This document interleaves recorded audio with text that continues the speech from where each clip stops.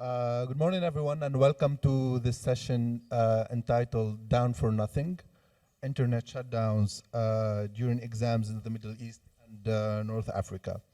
My name is Qasim Mneja, and I'm the MENA campaigner with Access Now.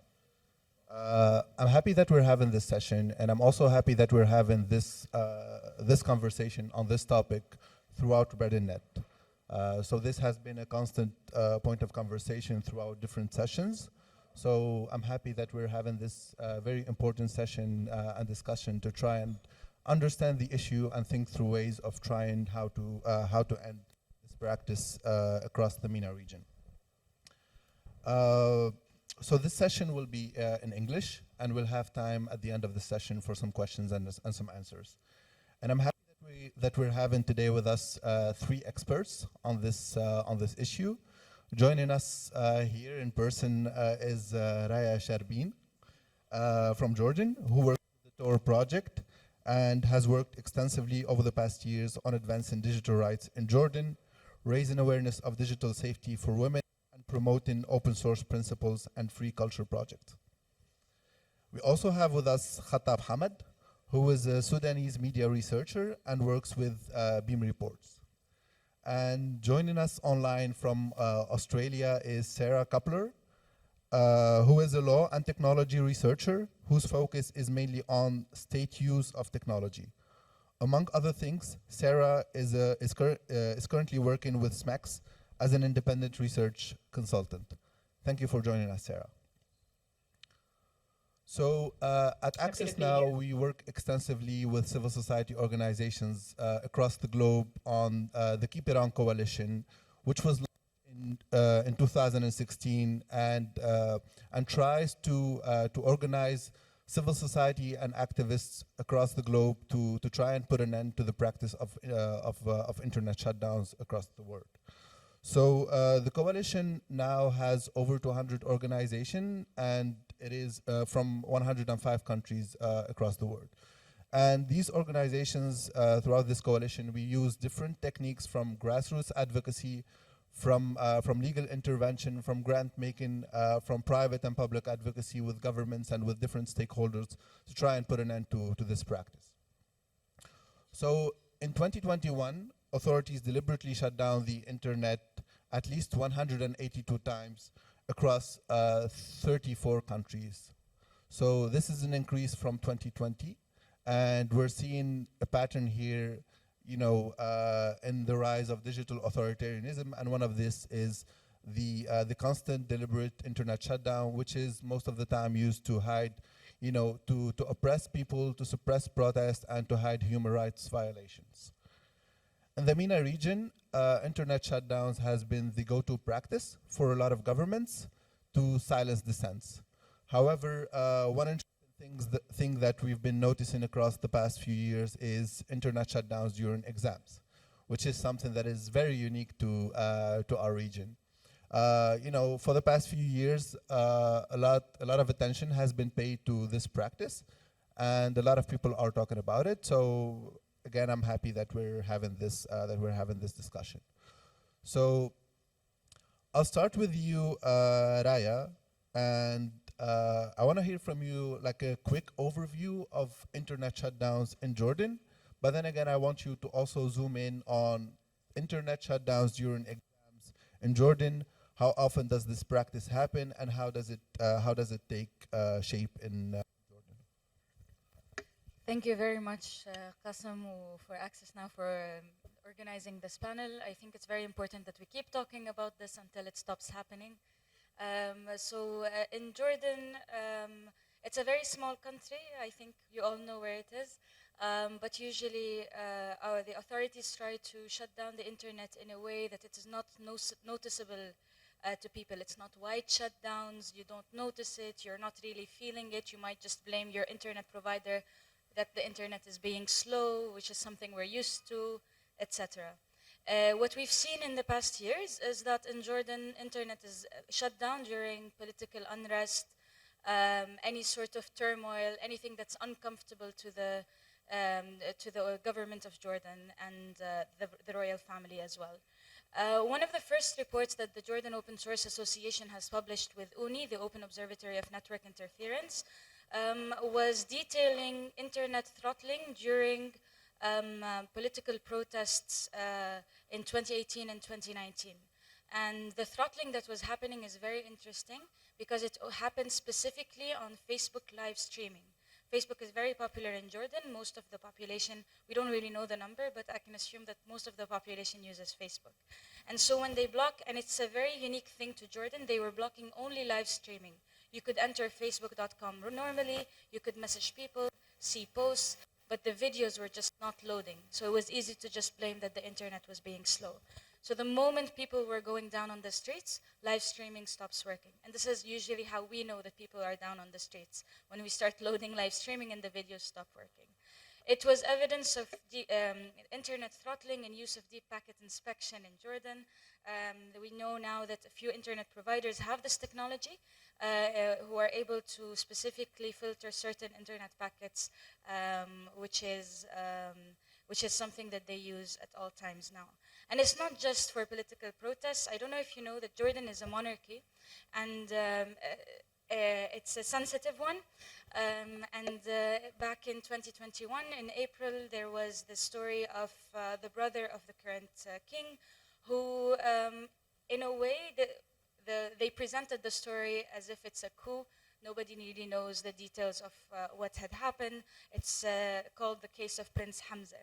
When the case of Prince Hamza started, really the internet shutdown started to get worse and worse. We started noticing the impact.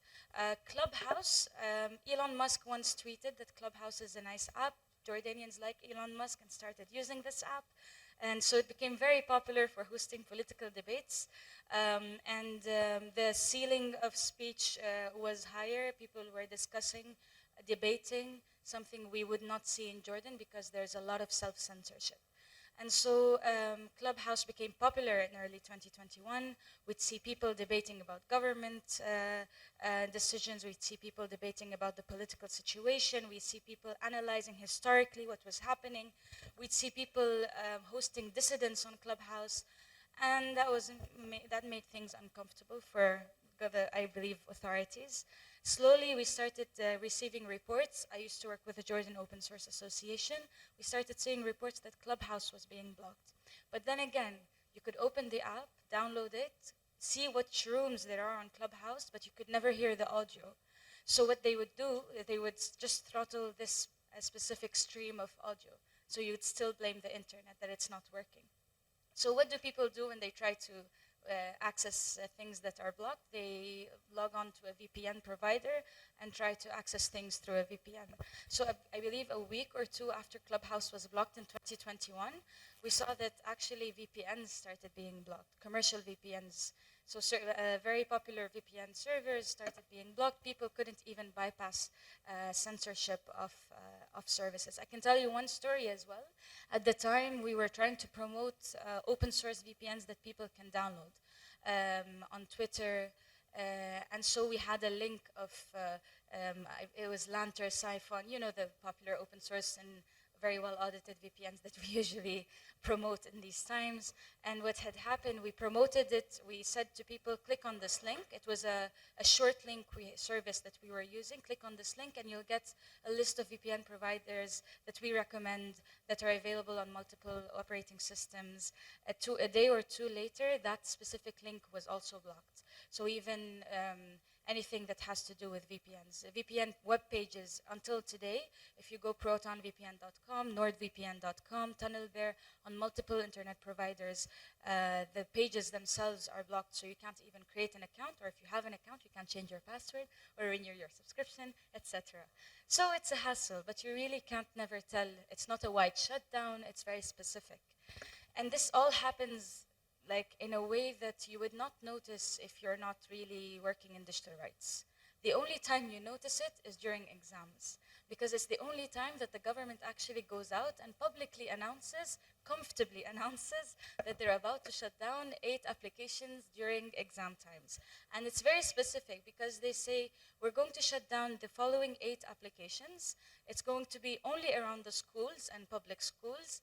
and then it's going to be only from 8 p.m. until the exam finishes. The main reason, we want to prevent cheating. And honestly, I don't know which schools still allow the students to take their phones inside the exam room. But I can't imagine a scenario where this is an excusable reason. And what is interesting in that time in Jordan is that not only is it a transparent way of announcing that the censorship is about to happen, it's also a decision that comes out of the Ministry of Education. You know, separation of power comes between the ministries in Jordan and not among the people. So it's a bit weird that the Ministry of Education comes out with a statement to say we want to censor the internet. We're asking the Telecommunication Regulatory Agency to then ask the internet providers to implement this block, and it's implemented across all of ISPs in Jordan. So this is specifically how it is. If I want to zoom in, like really, it's for me, it's not a. It's a very interesting way that Jordan really tries to keep its image clean in front of people as a country that hosts refugees, as a country where there is coexistence and tolerance. You know, they try to keep up this image. So they really don't want to implement wide shutdowns at all time or really show any face of repression. It's a very under the table. You will only notice it if you really live in Jordan full time or have tried to live there. And it's the same, it's something that translates into the online world and how censorship happens. Thank you, Raya, for this overview. And it's interesting to hear how Jordan implements internet shutdown. And I want to get to you, Khattab. We know that authorities in Sudan have been shutting down the internet and recently in the past few years. And this practice has been done mostly to hide human rights violations. I want to ask you if you can give us also an overview of the internet shutdowns in Sudan, how and when do they happen, but also I want you to tell us about how this practice has been weaponized during exam time in Sudan. Thank you, Qasim, and thank you to Access Now for hosting this session, and thanks for Raya for this introduction and overview of internet shutdown cases in Jordan. About Sudan, the first internet shutdown has been implemented in 2010 during the national elections when they blocked YouTube, when a leakage of videos that shows the election fraud. And then in 2013, they shut down the internet during protests when they killed more than 100 people in 1 week. Also, they shut down the internet in 2018 in December until April 2019 during the Sudanese revolution. When the internet came back, they blocked the social media, Facebook, WhatsApp, Instagram, and Telegram. It lasted for 37 days. Also, they shut down the internet after the coup in 2021, in October. And there are some events that happened, like exams, tribal conflicts, human rights violation in specific regions, specific areas in Sudan. They shut down the internet without justification. The only justifications that they usually use is national security. And the shape of internet shutdown in Sudan is usually they shut down the mobile data without cutting off the fixed line internet, because it's not common in Sudan and it's expensive to subscribe on. What we noticed that during exams, they weaponized internet shutdown using the justification of considering exams, the national exams, as national security, because the reputation of the Sudanese certificate, but there is conflict here because the manager of the committee of national exams, he said that they don't,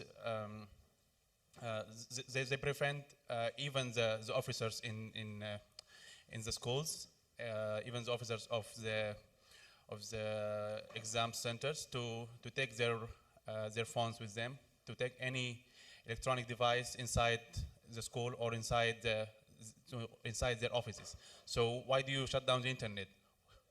Yeah, that's it primarily. Thank you, Khattab, and we'll come back later to talk more about, the reasons or the arguments that these governments present in each country.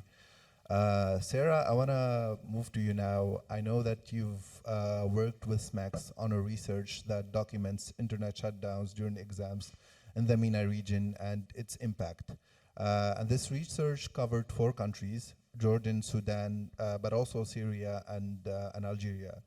I want to ask you more specifically about Syria and Algeria, and if you can give us an overview of how internet is shut down during exams in both of these countries.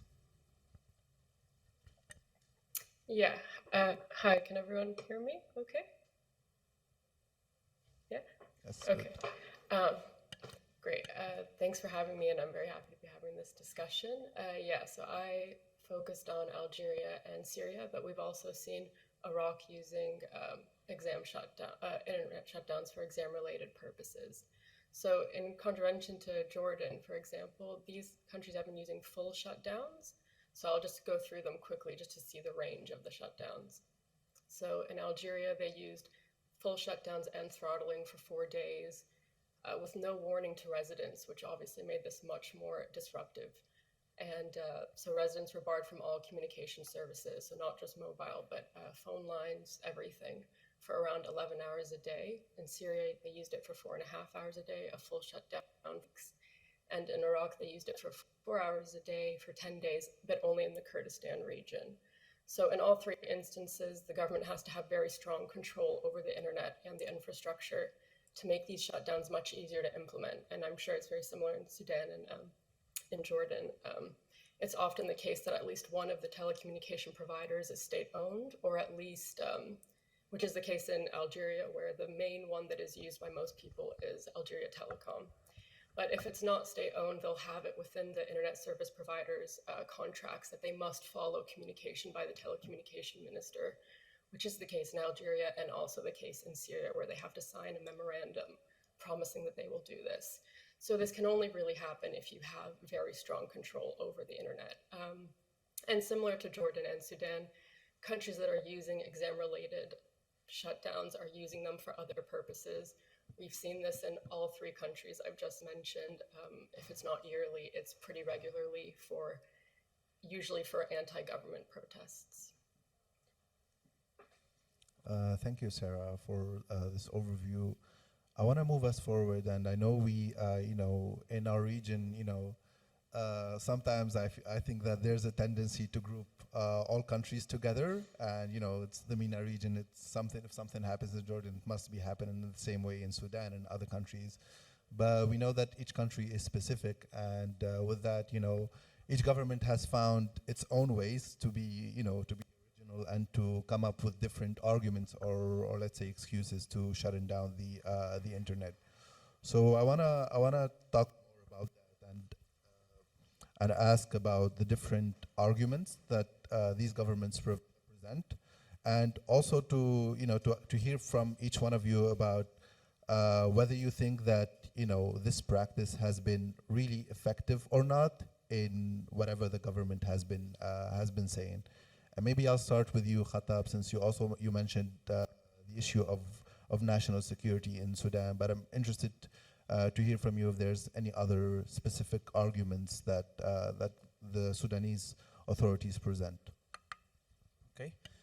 Actually, national security is the main justification, but they also mention a kind of saving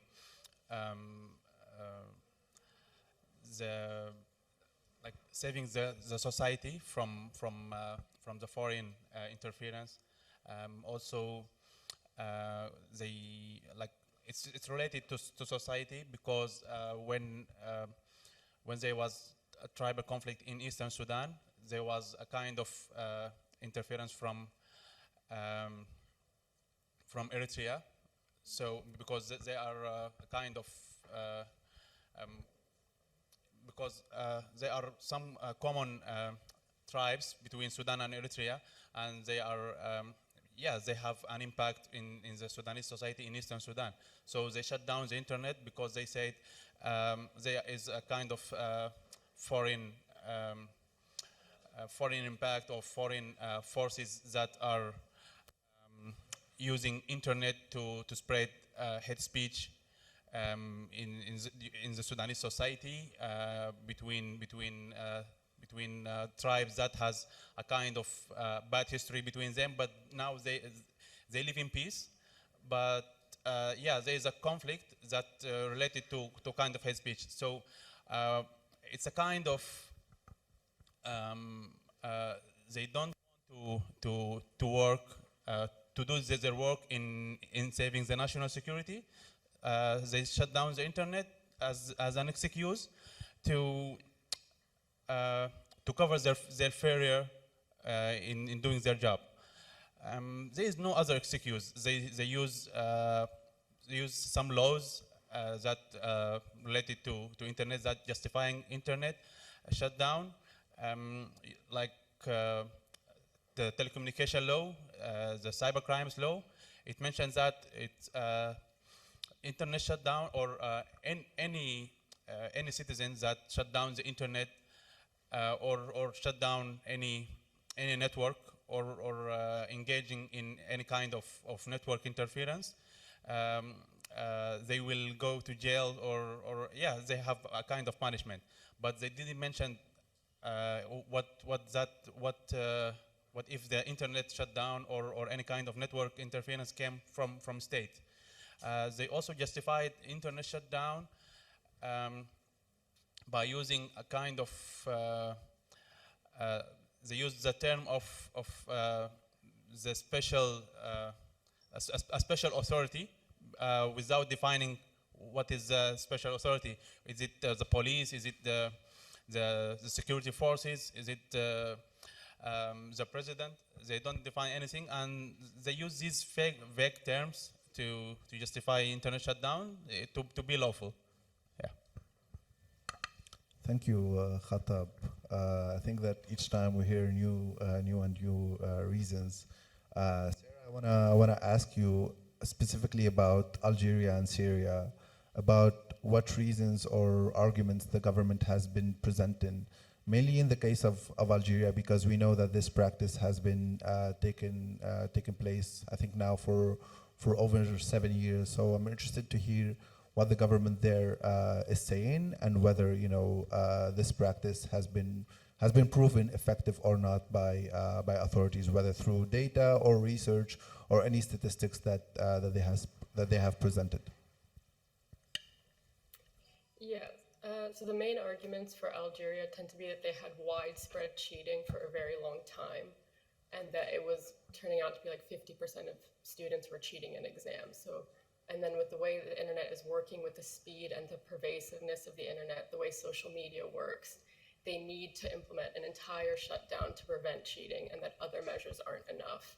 This is particularly interesting for in Algeria's case because they have invested in surveillance cameras, metal detectors, jamming technologies around the university, around schools, not only universities, and also have very strict legal consequences if students are found cheating, which can end up with students going to jail for up to 1 year if they're found cheating. So they're using really strong measures, but they're still arguing that this is not enough. It's very clear that this isn't working, though, which we can find quite easily because of their legal consequences. And in 2021, 77 students were charged with publishing topics and answers of the baccalaureate exam using remote communication tools. So we can see this isn't really effective. Syria has also announced that they're investing in encrypting exams and using surveillance cameras, but are still arguing that they need to prevent leaks. It's also pretty interesting because both Syria's Ministry of Education has promised to end the practice, but they coordinated with the telecommunications minister to continue the practice. And the Algerian president has also denounced the use of exam-related shutdowns and yet it has prevailed. In Algeria's case, they're also trying to create a more digitalized economy, which shows a really big disconnect here, because you can't really have a digital economy if you're continuously shutting down your internet like that. It's like a precursor to digital economy. So the arguments and the reasons don't really make sense, and the tactic is not effective in all cases that SMEX has studied. So yeah, it's a very strange practice. Thank you, Sarah. And it's interesting to see how, how governments are willing to really invest in new mechanisms and tools to try and, prevent cheating or the leaking of exams, but, without really trying to understand the issue and try to fix it from its root causes. Raya, I want to hear from you if there's any similarities in Jordan between Sudan and what was said by Sarah, and if the government has been, really investing in similar tools or mechanisms to try and, and let's say prevent cheating and leaking of exams. Talking about digital economy, just also answering the question about what excuses the government uses to just shut down the internet in general. It really depends on the case. For exams, it's preventing cheating. And we try to ask or probe the government about this, you never get a breakdown of how exactly are you trying to prevent cheating. As far as we know, they don't use any jamming technology. It's a different kind of methodology that they use and implement to do it. They geofence around the school and block the specific apps around schools. But they're able to do it, to do so very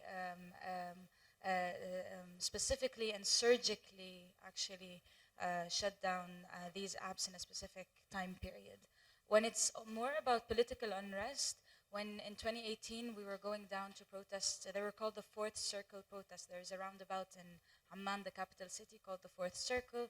We were going down to protest at all time and talking about digital economy. The Minister of Digital Economy went on some cable TV at the time. It used to be the Ministry of Telecommunications, but they decided in his reign to transform it into the Ministry of Digital Economy. He went out and said, no, and the internet is fully available in the Fourth Circle. There's no such thing as censorship. And this slogan that he said in Arabic back then became very popular, and people mock him for just straight out lying on TV, that there's no such thing as shutdowns, or the government isn't even doing any form of censorship during protests or political unrest. But in other times, the government is quiet. There is no, also the ISPs, who are not state-owned but are private companies, they are also as quiet as the government and complicit in this action. If you try to call an ISP in Jordan during a shutdown, they usually give you the regular answer, oh, it seems to be a network error, we're sorry about the inconvenience. Or during the Prince Hamza unrest, it was more, what was the excuse they used? Oh, we're renovating the entire network. Suddenly, all of the ISPs in Jordan were renovating all of the networks and their cable infrastructures, and we had to just live with very bad internet, and actually we couldn't even make phone calls at the time. So it's more about, it's crazy to me that exams is the only time where they actually have an excuse that they can use, which is just preventing cheating. For me, it's silly that they're able to invest in such a technology to control, repress, oppress, and they're not even able to invest this in actually improving public education in Jordan. Thank you, Raya. And I wanna focus on one point that you mentioned is, how the economy and how costly this practice is for companies, for the government, for the people. And Sarah, I know that in the research that you worked on with SMEX, you focused on the impact of shutdowns during exams on the economy, but also on society.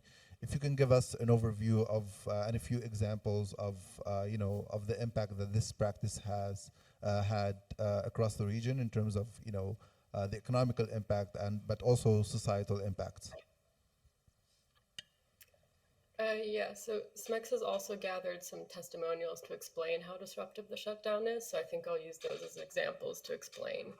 So if we're looking firstly at the education sector, we're seeing students show that this being a huge impediment to their education, with schooling being disrupted, not being able to take their classes, submit assignments. One Syrian nurse was taking an online course and was not able to complete the project because she couldn't get in contact with people she needed to get in contact with, wasting her time and money in that scenario. An Iraqi student mentioned that they had failed their medical exams because they lost connection when they were trying to submit the exam. A teacher explained that online classes were delayed as they waited for networks because, as we know, when you turn off the internet, it doesn't just turn back on like a switch. Turning everything back on is hugely disruptive. Also, it takes a long time. And a teacher in Algeria explained that because they worked online, they weren't paid during that entire week of the disruptions because it was 11 hours a day, which is a huge impact on someone's livelihood. So of course, this doesn't just affect the education sector, but anyone with any online-based work or work that requires communication with foreign countries, basically every job you can think of in the modern world, really. In Algeria, the 2020 exam-related shutdown was estimated to cost the economy nearly $388 million, US dollars. I think in Sudan also, they estimated it costs around 5 million a day, these shutdowns. A journalist in Syria also explained that this delayed publishing reports and programs because of communication shutdowns. Any country or region that is going through conflict, keeping the internet on and functioning is particularly vital for residents. It's important for monitoring violations, and also causes a lot of distress when the internet is off in these areas. And this also impacts people's ability to communicate with friends, family, anything. Algerian residents explained that they felt extremely isolated and lonely as they couldn't communicate with anybody, either through phone lines either. So as we can see, this is a very disproportionate response to the issue of preventing cheating, which is a worldwide issue. Students everywhere in the world cheat in exams. It's not, and not many other countries are using shutdowns other than India that I can think of. And so whatever form a shutdown takes, even if it's throttling or jamming or more localized, it will harm the economic development as well as the trust and integrity in the internet. And it signals that the internet is an important tool that is meaningful in people's lives. And it disrespects the idea that your online rights must be respected, just like your offline rights, which has been internationally recognized. So those are just some easy ways to look at how it's impacting people, their lives, and the economy. Thank you, Sarah. And on your last point on rights respecting governments, it's really interesting to also note that the governments that implement these shutdowns during exams have also implemented shutdowns. All of them, have also implemented shutdowns mainly in times of political unrest. And on this point, Khattab, I want to ask you, because I know that in the past few years there were imposed internet shutdowns that sometimes lasted for months. But then again, although that despite of these blackouts, the Sudanese people have really pushed back and were resilient in finding ways to try and navigate these shutdowns and to try and surpass this. So I wanna hear from you on experiences in Sudan on fighting internet shutdowns, but also ask you if you see that there's potential and pushback on internet shutdowns during exams in the upcoming years in Sudan, mainly in spite of the what's happening in the military coup. Actually, the civil society in Sudan is working well against internet shutdown. During the internet shutdown, which came after the coup of October 2021, the Consumer Protection Association and other lawyers, they raised a lawsuit against the decision of internet shutdown. And after 20 days, the judge ruled to restore internet service to the people who fight against the shutdown. And after that, they appealed the decision, and then the judge rule to restore internet shutdown for all people. The authorities they rejected to proceed this ruling, and then they appealed again, and the judge ruled to actually he issued an arrest warrant against the CEOs of the ISPs, and then they restored the internet shutdown for all people, but they restricted social media, and then they appealed again. And after 2 days, they restored the internet service. It was free. So I think the law pass is sometimes it works well, but the problem here is the people in Sudan, they normalized with internet shutdown. The civil society is working well, but other people, they don't know their rights. There is a kind of, there is no awareness of digital rights in Sudan. But I think we should, as civil society, we should work to spread the digital rights, the awareness of digital rights in Sudan, because there is no community there in Sudan. The problem here is that, it's a kind of war, because after this case, the authorities, they canceled the registration of the Association of Consumer Protection. They seized their properties, they took all their bank accounts. So, we have a debate here, but there is no power of the civil society in Sudan has no power to fight against the government, because there is no support from regional alliances or the international organizations. And before, I think before 1 month or less than that, the government announced that they amended the cybercrimes law. They didn't publish it yet, but I think it's a bad situation there. But what you ask about is the future pushback against shutdowns. I think the civil society is working well, but it has some, we have to support it. Thank you, Khatab. And on the point of support and more joint work, I want to ask you, Raya, because I know that a lot of local and international organizations in this space have been working on this issue for years, and specifically we're talking like mainly on internet shutdowns during exams. But at times it feels like we've hit a roadblock, and that whatever we're doing, we're campaigning, we're advocating publicly and privately, nothing is working. So I want to ask you if you think that there's other stakeholders that maybe the organization working on the space are missing, or if there's any ways that we can move ahead and we can make progress on ending, putting an end to this practice. Can I recommend a revolution, or is it? No, but I think trying to really highlight the negative effects of shutdowns during exams could help.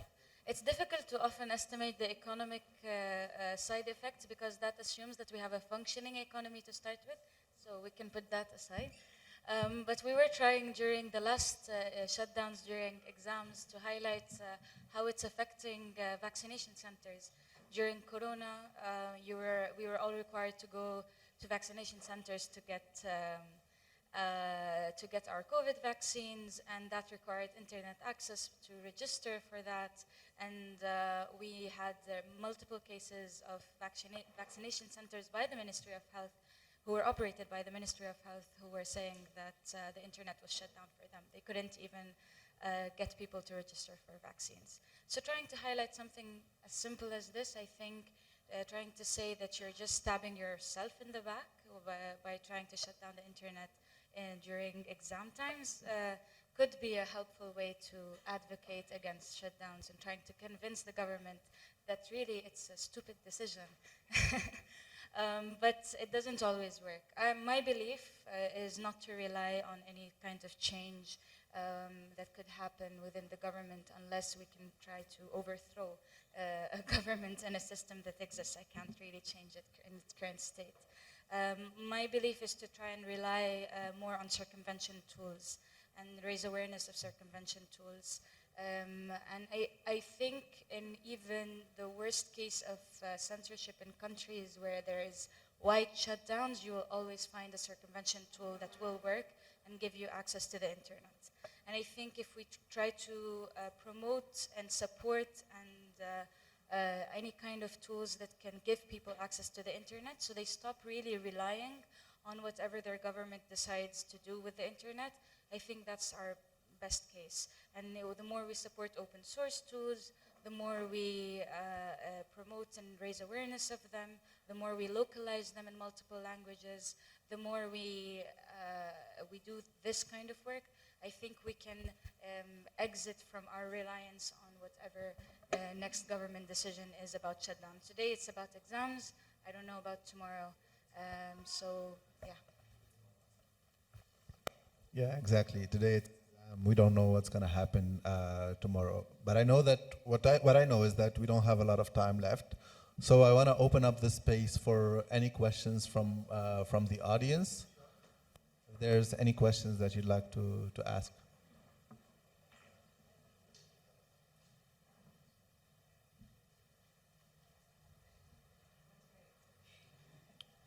Don't worry. If you ask a question, Raya won't overthrow you. There's one there.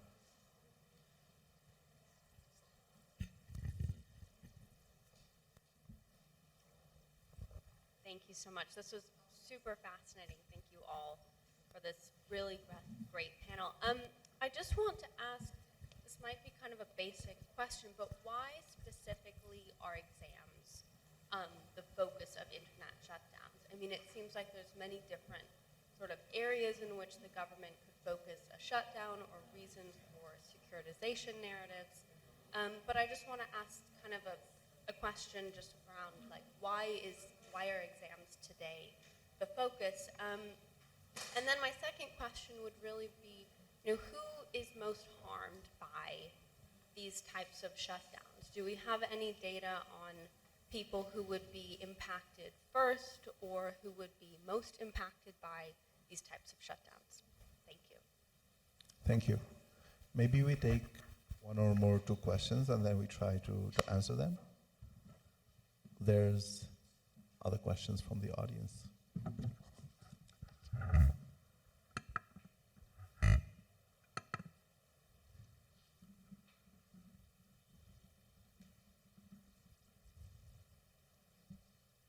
So maybe I'll try and answer, your question. Maybe I'll try and answer the first part, and then maybe I'll pass it over to Sarah if she wants to answer who's most impacted by this, and also give the space to Raya and Khatab as well. We really wanted to focus on on this issue in exams because it's really specific to the MENA region. I know that it also happens in other countries in India, but also on some other countries across the African continent, but it's really specific to the MENA region, and it's one of the things that we're really innovative, unfortunately, and that we're pioneers at. So we've been having a lot of discussions on, internet shutdowns during political protests and all of that.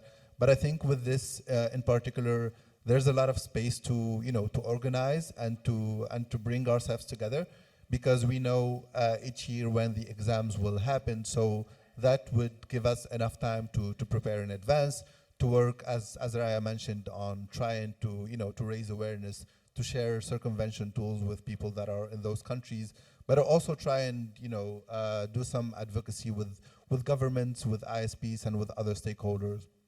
So we really wanted to zoom in and focus on this issue in particular, since we're gathering here and mostly discussing issues that are related to the Arabic-speaking region. But yeah, it's as you mentioned, unfortunately, it's a widespread issue, and it's become like the go-to practice whenever there's a protest, there's political unrest, there's coups.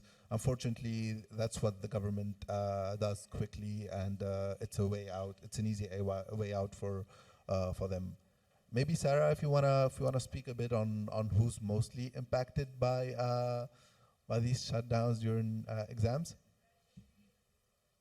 Yeah, I mean, I think it's kind of hard to pinpoint one sector in society, especially when it's a full shutdown, which by definition means everyone in the country is now affected by this. But anyone that's perhaps more vulnerable or more reliant on these kind of technologies, let's say you're homebound, you don't have access to your phone anymore for 4 days. You're just, like these are issues that are a big problem. But I think because the point of them not being proportionate means everybody is pretty equally affected in how difficult it is. And I think it shows to everybody in that country that their rights aren't really respected, which kind of points to why is it the exam issue.